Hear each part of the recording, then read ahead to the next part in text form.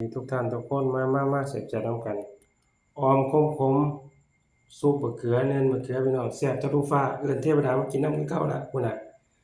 มื้อผักกาดผักส้มดองผักบัวหัวใหญ่ๆเลยออมซีนซุปบะเขือเนียนบะเขือเว้ยว่ามาแล้วแซ่บดึงหูออกหยอกๆพุ่นล่ะพี่น้องผักแกมผักแหนมผักต้มผักลวกสมผักบัวเบ้ยคักขนาดมาเด้อพี่น้องมาเด้อแซ่บๆน้ำกันครับพุ่นน่ะเบ้ยอ้อมเนี่ยเอาแม่ขมตายบ่เอาเลี้ยงพุ่นแล้วพี่น้องลองเบิ่งซิแล้วอ้อมขมพุ่นแล้วน้ำพริกน้ำปลาก็มีบ้าคักขอบคุณพี่น้องเพิ่นไปเข้ามาเบิ่งมาแย่งเป็นแรงเชียร์แรงใจให้สวัสดีครับทุกท่านทุกคนครับไปเบิ่งกับเขาวว้าวน่ารับประทานเสียบๆน้ำกันทุกท่านทุกคนเข้ามาเบิ่งมาแย่งกันกดไลค์แชร์ให้หน่อยนะครับอยู่เย็นเป็นสุขเด้อพี่น้องพ้องไปเข้ามาเบิ่งมาแย่งกันได้คอมเมนต์ติชมแหน่ว่าเป็นแนวใดกูน่ะเบิ่งเนียนบ่เขียโอ้น่ะ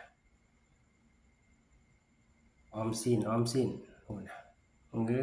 ยคักขนาดเฮ็ดต้มเฮ็ดลวกก็มีเด้อพี่น้อง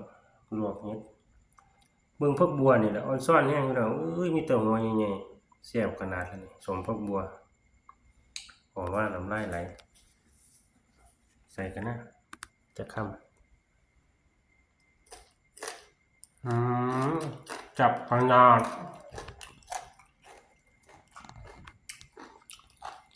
อย่าบ่บรรยังเลยคักขนาดพี่น้องป้องไปมาแซ่บๆน้ำกันทุกท่านทุกคนครับขอบคุณพี่น้องทุกท่านทุกคนครับผมเข้ามาเบิ่งมาแย่งเป็นแรงเชียร์แรงใจให้ขอบคุณหลายๆด้วยครับเด้อแซ่บๆน้ำกันคือเก่าแล้วมื้อนี้ออมสินซุปบะเขือ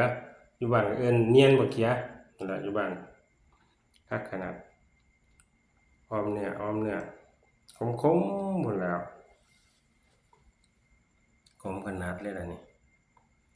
น้ำแดงองตุ้งหอนๆสดโกโก้พุ่นแล้วพี่น้องดึงหูออกอย่าหยอกพุ่นแล้วกับข้าวเฮาแล้วพี่น้องลำลาไปจากพี่น้องขอบคุณด้วยครับเด้ออยู่เย็นเป็นสุขทุกท่านทุกคนครับสวัสดีครับลำรวยๆกันทุกท่านทุกคนด้วยครับเด้อคอมเมนต์ติชมแน่พี่น้องว่าเป็นแนวใดสวัสดีครับขอจากน้องหัวมวลนำกันครับไปแล้วครับบ๊ายบายปึ๊บอยู่ดีมีสุขครับผมลำรวยๆทุกคนครับ